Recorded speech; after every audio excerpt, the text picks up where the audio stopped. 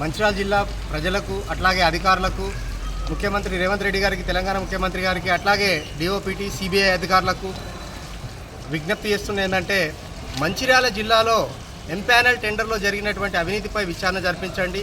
ఎందుకనంటే ఈ టెండర్ అనేది 4 నెలల ముందు అంటే 2024-25 మార్చ్ ఫైనాన్షియల్ ఇయర్ వరకు ఉన్నటువంటి టెండర్ని వాళ్ళు అర్ధాంతరంగా డిసెంబర్లోనే అంటే ఒక 4 నెలల ముందే టెండర్ని పిలవడం జరిగింది. అంటే దీని వెనుక ఉన్నటువంటి కారణాలు ఏంటి? అట్లాగే ఈ టెండర్లో పాల్గొన్న ప్రతి ఒక్కరికి సమానంగా పోస్టులు ఇవ్వాలి.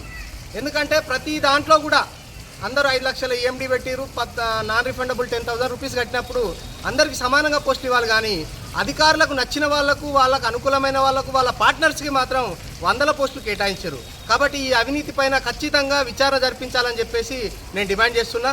అట్లాగే నాకు కేవలం 7 పోస్టులు కేటాయించారు. అంటే గతంలో ఈ అధికారిపై అనేక ఆరోపణలు వచ్చినాయి. అతనిపై 420 కేసు కావచ్చు, అతని పైన కోర్టు ధిక్కరణ కేసు లాంటివి కూడా జరిగినాయి. కాబట్టి దీనిపైన విచారణ జరిపించండి అని చెప్పి నేను గతంలో అనేక సందర్భాల్లో కూడా నేను నా యొక్క వాయిస్ని రేజ్ చేయడం జరిగింది. దాన్ని దృష్టిలో పెట్టుకొని నాకు గతంలో ఉన్నటువంటి పోస్టులను కూడా తగ్గించి కేవలం 7 పోస్టులు కేటాయించారు ఎంప్లాయ్మెంట్ అధికారి. సో నేను ఈ నష్టాల్లో ఈ టెండర్లో నేను పాల్గొనలేను, కంటిన్యూ కాలేను. కాబట్టి నా EMD నాకు ఇచ్చేయండి అని చెప్పేసి దరఖాస్తు పెడితే వారు నాకు ఇచ్చినటువంటి EMD చెక్ బౌన్స్ అయింది. అంటే చూడండి, ఒక అధికారి అంటే దాదాపు 25 మంది టెండర్లో పాల్గొంటే 25 మందిలో అందరినీ కంటిన్యూ చేసినప్పుడు 1,25,00,000 రూపాయలు గవర్నమెంట్ ఏదైతే అధికారిక అకౌంట్ ఉందో ఆ అకౌంట్లో ఉండాల్సినటువంటి అవసరం ఉంది.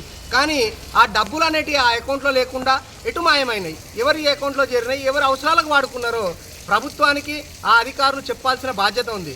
ఎందుకంటే ప్రభుత్వం ఒకటే అకౌంట్లో మెయింటైన్ చేయాలన్నది. మరి అట్లా కాకుండా అకౌంట్లో లేని చెక్ ఎందుకు ఇవ్వాల్సి వచ్చింది? ఒకవేళ వేరే అకౌంట్లో ఇట్లా పెట్టుకుంటే, లేదా అందులో ఉన్నటువంటి డబ్బుల్ని ఏ అవసరాలకు వాడుకున్నారు, ఎవరి అనుమతి తీసుకొని వాడుకున్నారు అని చెప్పేసి, తన సొంత అవసరాలకు వాడుకున్నారా అని చెప్పేసి ప్రభుత్వం దీనిపైన విచారణ జరిపించాలి.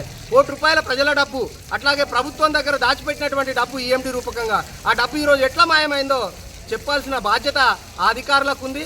అట్లాగే దీనికి ప్రధానంగా కలెక్టర్ గారే చైర్మన్ కాబట్టి దీనిపైన దృష్టి పెట్టాలి. దీన్ని సుమోటోగా స్వీకరించి వెంటనే విచారణ జరిపించి ఈ చెక్ బౌన్స్ ఏదైతే అయిందో దీనిపైన విచారణ జరిపించాలి. అట్లాగే నాకు నేను ప్రజల దృష్టికి తీసుకొచ్చిన ఇట్లా చెక్ బౌన్స్ అయింది అని చెప్పేసి తీసుకొస్తే అధికారి ఏం చేసిండంటే తెలివిగా నా అకౌంట్కి డబ్బులు ట్రాన్స్ఫర్ చేసిండు 5 lakhs.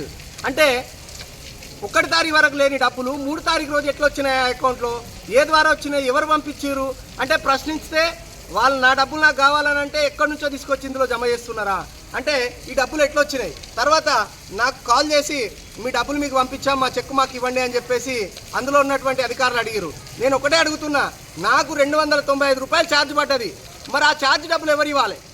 కాబట్టి నేను ఈ టెండర్లోనే కొనసాగుతా. మీరు ఇచ్చినటువంటి డబ్బులు మీకే రిటర్న్ కొడుతున్నా. కాబట్టి నాకు ఏదైతే అన్యాయం జరిగిందో దీనిపై విచారణ జరిపించాలి.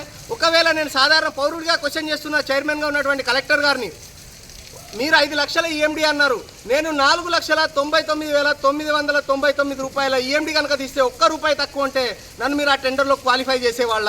మరి అట్లాంటప్పుడు నా దగ్గర నుంచి ₹295 అదనంగా ఛార్జ్ చెక్ బౌన్స్ అయినప్పుడు ఆ డబ్బులు ఎందుకు తిరిగి ఇవ్వరు మీరు అని చెప్పి నేను అడుగుతా ఉన్నా ఎంప్లాయ్మెంట్ అధికారిని, కలెక్టర్ గారిని. ఖచ్చితంగా దీనిపై CBI విచారణ జరిపించాలి. ఎందుకంటే ఒక వ్యక్తికి 119 పోస్టులు, ఒక వ్యక్తికి 68 పోస్టులు, ఈ రకంగా నచ్చిన వాళ్ళకి అందలం ఇచ్చారు. కొంతమందికి 0, కొంతమందికి 1, 2, 10 పోస్టులు ఇచ్చారు. కాబట్టి నాలాగే చాలా మందికి అన్యాయం జరిగింది. కాబట్టి దీనిపైన సమగ్ర విచారణ జరిపించాలి అని నేను డిమాండ్ చేస్తున్నా.